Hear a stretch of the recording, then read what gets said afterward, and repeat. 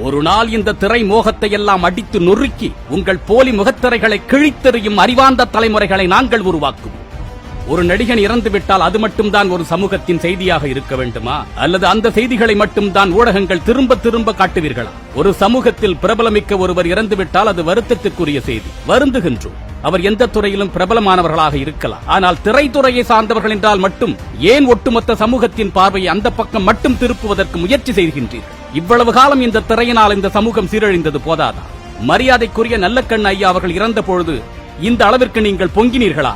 இந்த அளவிற்கு அந்த செய்திகளை எல்லா தளங்களிலும் கொண்டு சேர்த்தீர்களா? இன்னும் சமூகத்திற்காக தனது வாழ்க்கையை அர்ப்பணித்து வாழ்ந்து மறைந்தவர்களை எல்லாம் நீங்கள் செய்தியாக கொடுக்கின்றீர்களா? சில ஆண்டுகளுக்கு முன்பு நெல் ஜெயராமன் ஐயா அவர்கள் இறந்து போனார். அந்த பெயரை எத்தனை பேருக்கு இந்த சமூகத்தில் தெரியும்? அதை கொண்டு சென்று சேர்க்க வேண்டியது யாருடைய கடமை? நெல் ஜெயராமன் ஐயா அவர்கள் மீட்டெடுத்த ஒற்றை நெல்லிற்கு இவர்கள் எல்லாம் ஈடாவார்களா? திரையை மட்டும் திரைத்துறையை மட்டும் வைத்து வைத்து என் சமூகத்தை கட்டமைக்காதீர்கள். தன் வயிற்று பசிக்காக குளத்தில் இருக்கக்கூடிய அழுக்குகளை எல்லாம் தின்கின்ற ஒரு தவளையை பார்த்து இந்த தவளைதான் இந்த குளத்தை சுத்தம் செய்தது என்று கூறுவது போன்றுதான் இவர்களுடைய படைப்புகள். எதை எந்த நேரத்தில் இந்த சமூகத்திற்கு கடைபிடித்தால் விற்பனை சிறப்பாக நடக்கும் என்பது இவர்களுக்கு தெரியும். எங்கோ ஒன்றிரண்டு சமூக அக்கறைமிக்க கலைஞர்கள் இருந்தாலும் அவர்களை இந்த திரைத்துறை முன்னிலைப்படுத்துவதும் கிடையாது.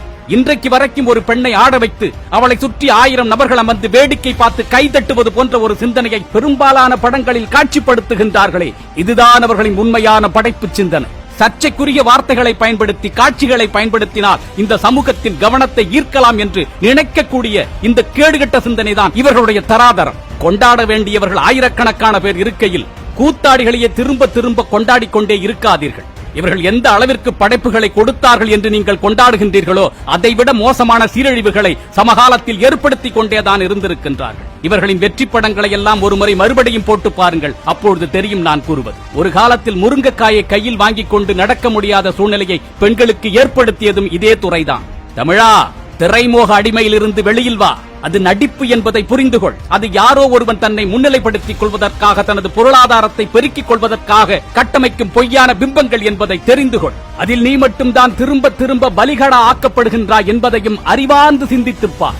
இந்த வெற்று கவர்ச்சிக்கும் போலி திரை பிம்பங்களுக்கும் எதிராக சிந்தனைகளை கூர்த்தீட்ட வேண்டிய கட்டாயத்தில் இருக்கிறது தமிழ் சமூகம். கேளிக்கை, வேடிக்கை, கொண்டாட்ட மனோநிலைகள் வருமிடத்தில் அறிவு சார்ந்த சிந்தனைகளும் ஆகச்சிறந்த புரட்சிகளும் ஒருபோதும் தோன்றாது.